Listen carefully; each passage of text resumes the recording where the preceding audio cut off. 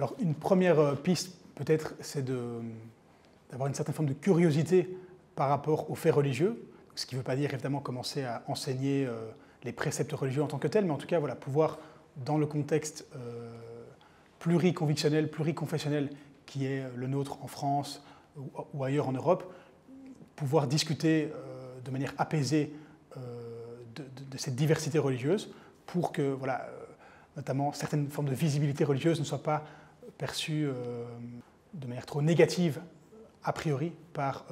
les jeunes, par les citoyens. Une autre démarche importante évidemment, c'est de rappeler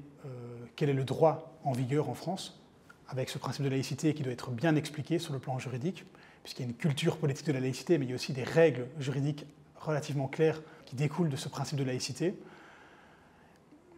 Et puis voilà, peut-être rappeler que dans une démocratie libérale, la liberté est la règle, et donc que les restrictions doivent toujours être justifiées et qu'a priori, les personnes sont libres de manifester leurs convictions, d'exprimer aussi leur religion, sauf si on a une raison valable, un motif objectif qui permet de restreindre cette expression religieuse.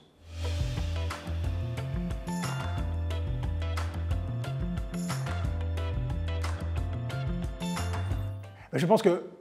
c'est peut-être nécessaire de rappeler leurs droits à ces candidats, à ces personnes qui arrivent sur le marché de l'emploi, mais aussi leur dire la réalité du contexte des entreprises, pas pour